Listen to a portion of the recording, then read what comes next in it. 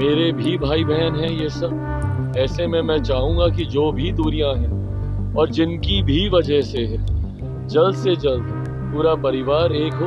मैं उनका दुख मैं समझ सकता हूँ, और जब बेटी ऐसी बातें बोलती है तो सोचिए वो घर से कितना परेशान हुई होंगी। ऐसे में उनकी भावनाओं के साथ मैं पूरी तरीके से हूँ, एक भाई होने के नाते। इतना कुछ चल रहा है, मैं उस दर्द, उस भावना को समझ सकता हूँ।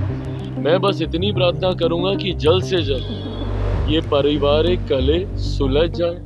नमस्कार, आप लाइव सीरीज देख रहे हैं। मैं हूं आपके साथ काव्या। बिहार विधानसभा चुनाव खत्म हो चुका है, परिणाम आ चुके हैं। आपको मालूम है कि एनडीए को प्रचंड बहुमत मिली है और महागठबंधन को करारी हार मिली है, और इस पे तमाम पार्टी अपनी अपनी ओर से चर्चा कर रही है। और इस बीच लालू प्रसाद यादव के परिवार में जो कलह मचा हुआ है, जिस तरीके से रोहिणी आचार्य का पोस्ट आता है, रोहिणी आचार्य ये फैसला लेती हैं कि वो राजनीति और परिवार से अपना नाता तोड़ रही है, उसके बाद से खूब बयानबाजियों का दौर जारी है। और इस बीच अब केंद्रीय मंत्री चिराग पासवान का बड़ा बयान आ गया है। उन्होंने कहा है कि लालू यादव का परिवार मेरा भी परिवार है। ऐसे में उनके परिवार में जो भी मतभेद है उसे वो बैठ के सुलह कर लेनी चाहिए। किस पे आरोप लग रहा है, क्या आरोप लग रहा है, इन तमाम चीज़ों के बारे में चिराग पासवान कहते हुए नजर आए हैं। साथ ही प्रशांत किशोर की पार्टी के द्वारा जो आरोप लगाया गया है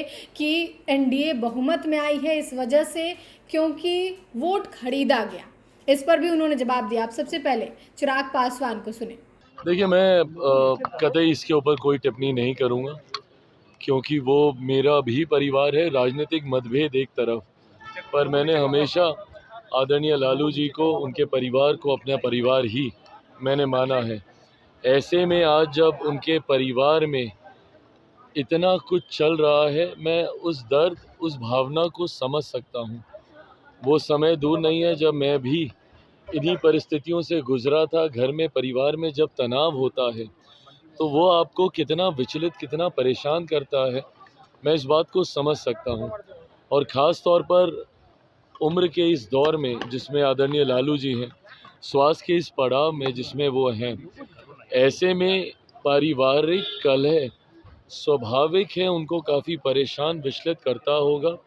मैं बस इतनी प्रार्थना करूँगा कि जल्द से जल्द ये पारिवारिक कलह सुलझ जाए। मेरे भी भाई बहन हैं ये सब। ऐसे में मैं चाहूँगा कि जो भी दूरियां हैं और जिनकी भी वजह से है, जल्द से जल्द पूरा परिवार एक हो। राजनीतिक मतभेद हम लोग के हैं, वो राजनीतिक मंच पे हम लोग लड़ाई लड़ते रहेंगे, बट परिवार एक जल्दी हो जाए, ये मैं ज़रूर प्रार्थना उन्होंने करूँगा। अपील किया है सर, और कहा है कि कोई भी बेटी जो है अब अपने माता पिता के लिए न करे, बेटा आगे आकर के बेटा करे। बेटियों को कोई मान सम्मान नहीं मिलता है। गंदा देखिए, पिटने तक कहा गया वैसे पर मैं उनका दुख मैं समझ सकता हूँ, और जब बेटी ऐसी बातें बोलती है तो सोचिए वो घर से कितना परेशान हुई होंगी। ऐसे में उनकी भावनाओं के साथ मैं पूरी तरीके से हूँ, एक भाई होने के नाते मैं भी उनकी भावना के साथ हूँ। और मैं कतई इस बात को नहीं मानता कि शादी के बाद ससुराल ही बेटी का घर सब कुछ हो। नहीं भाई, जिस परिवार में वो पली बड़ी जन्मी है, वो घर भी उनका उतना ही है जितना उस घर के लड़कों का है। मैं कतई इस रूढ़िवादी सोच का मैं समर्थन नहीं करता कि शादी के बाद बेटियां पराई हो जाती हैं। बेटियों का मायका भी उनका उतना ही है जितना उस घर में बेटों का है, और उनका ससुराल भी उनका उतना ही परिवार है जितना उस ससुराल के बेटों का है। ऐसे में कल जब उन्होंने, आज जब ये सारी बातें उन्होंने कही और जो अपील उन्होंने बाकी बेटियों से की, मैं उस दर्द को मैं समझ रहा हूँ। इसीलिए मैं प्रार्थना करता हूँ कि जल्द सब ठीक हो। विजय सिंह ने कहा है कि बिहार में जो चुनाव हुआ है वो नॉर्थ कोरिया की तरह हुआ है, जहाँ के सारे वोट सिर्फ सिंगल पार्टी को जाते हैं। मेरी समझ के परे है कि अगर सिंगल पार्टी को अगर वोट जाते होते तो आपके प्रत्याशियों को भी तो भैया ठीक ठाक वोट मिले ही है ना। जब सिंगल पार्टी को ही दे देना होता तो हम लोग, एग्जैक्ट डेटा मेरे पास नहीं है, बट 38, 40, 42% या 45 जो भी परसेंट वोट आए होंगे, उससे हम लोग सरकार क्यों बनाते? फिर तो हम 80%, 90% से हम लोग सरकार बना लेते ना। हकीकत ये है कि ये लोग हार को पचा नहीं पाते, और हार को ना ये लोग समझते नहीं हैं। बहाना थोपने के चक्कर में कभी मंथन ही नहीं कर पाए। राजद जैसी पार्टियों को तो मंथन करना चाहिए कि भैया 2005 से ये पार्टी खत्म क्यों है।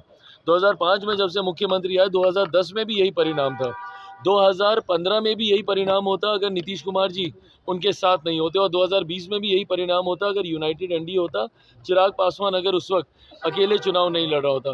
तो 2020 से राजद जैसी पार्टियां समाप्त हैं और कांग्रेस का तो कोई वजूद पहले भी नहीं था, आज भी नहीं बचा है।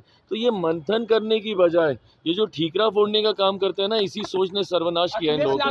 तो आपने केंद्रीय मंत्री चिराग पासवान को सुना, एक तरफ जहां उन्होंने लालू परिवार के ऊपर सहानुभूति दिखाते हुए नजर आए हैं। उनका कहना है कि लालू यादव का परिवार, लालू यादव मेरे आदर्श हैं, उनका परिवार मेरा भी परिवार है। मैं इस चीज़ को समझ सकता हूं कि पारिवारिक कलह किस तरीके से होता है। चिराग पासवान इन तमाम बातों को कहते हुए नजर आए हैं। साथ ही रोहिणी आचार्य को लेकर उनके अंदर सहानुभूति थी। ये भी कहा है कि जल्द से जल्द इस मसले को, उन लोगों को, पारिवारिक मामले को सुलझा लेना चाहिए। और वहीं प्रशांत किशोर की पार्टी के द्वारा जो आरोप लगा है उस पर भी चिराग पासवान का जवाब आया है। फिलहाल के लिए इतना ही। सारे चैनल को सब्सक्राइब करें, फेसबुक पेज को लाइक करें। वीडियो देखने के लिए आपका धन्यवाद।